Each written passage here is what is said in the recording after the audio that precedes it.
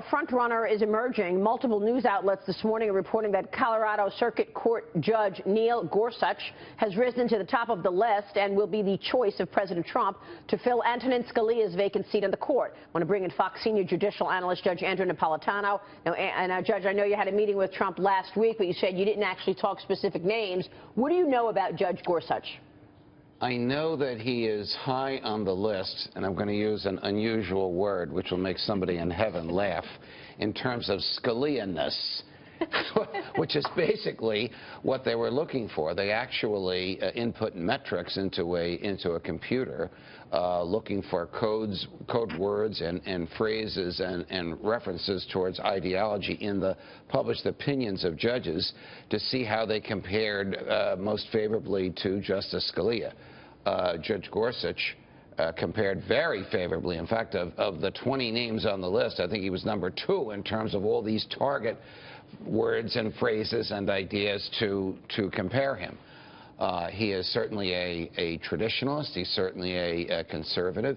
And he accepts a concept that Justice Scalia never succeeded in getting the rest of the court to accept, but something that he did inject profoundly into our jurisprudence, which is the idea of originalism, which simply means the meaning of the Constitution was fixed at the time it was ratified and at the 27 times it was amended thereafter. It doesn't change with the times, and the Supreme Court can't change its meaning. This is the opposite of the view taken by, for example, Justice Ruth Bader Ginsburg, who believes that the Constitution is a living document that can expand the government's power to meet the government's needs, even in ways never contemplated by the framers. It's a very important analysis that you just made, and it was great. Thank you for that. Let me show you this quote that Senator Schumer said last week, okay? Quote, "It's hard for me to imagine a nominee that Donald Trump would choose that would get Republican support that we could support on the Supreme Court."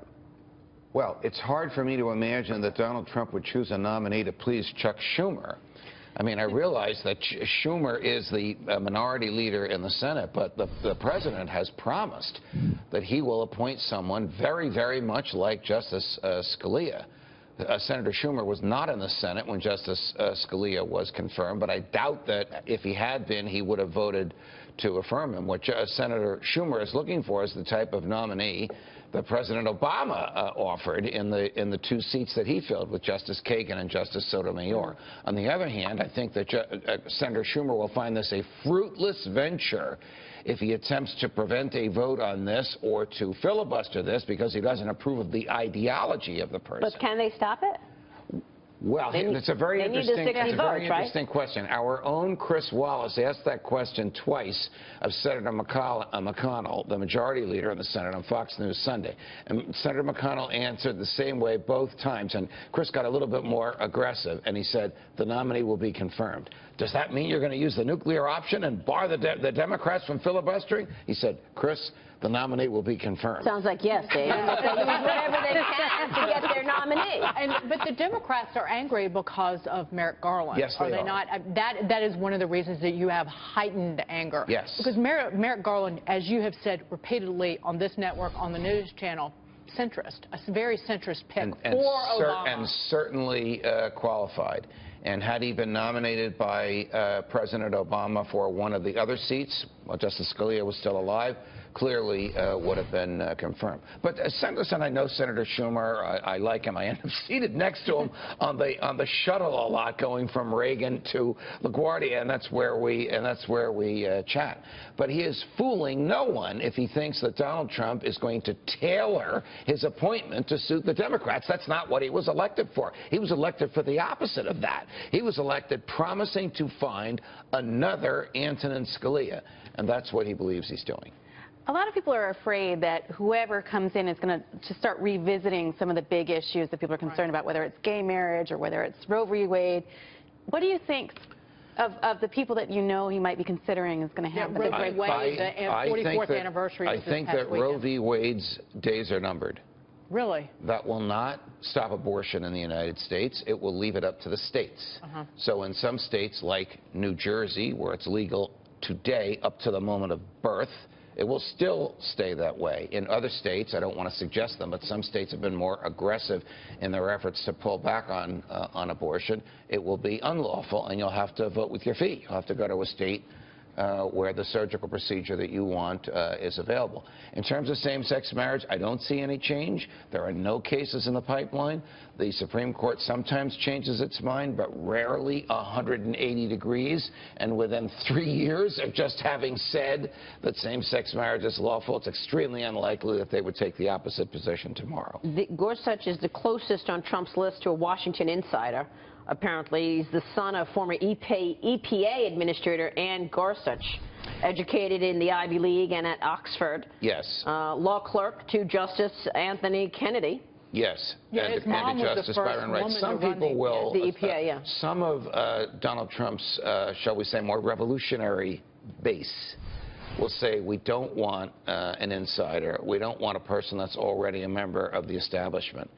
Everybody on that list, with the exception of Justice Don Willett of the Texas Supreme Court, is a Washington insider member of the establishment. Trump never said he wouldn't appoint that type of person.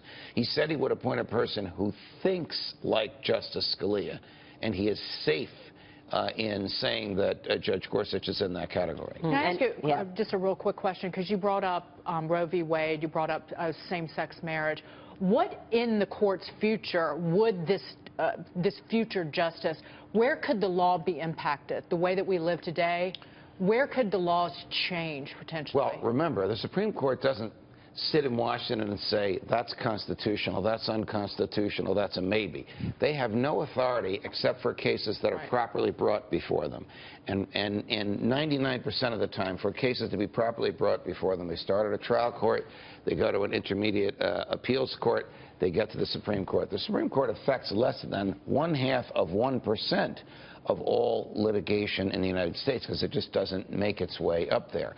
So it's impossible to predict today what type of cases would come there. However, with respect to Roe versus Wade, the president is not a fan of Roe versus Wade. He campaigned against Roe versus Wade. He's appointed an attorney general who's unabashedly pro-life on the theory that Roe versus Wade sets policy that shouldn't be set by the court, finds a federal issue that's nowhere in the Constitution. Even Justice Scalia believed that Roe versus Wade was wrong because abortion is a medical procedure, and medical procedures are regulated by the states and not by the federal courts. And he sided with religious groups against President Obama's requirements that employers provide health insurance that include contraception. Yes. Yeah. Yes. Judge, good to see you. Always a Thank pleasure. you so much. More Andrew about this soon. Napolitano.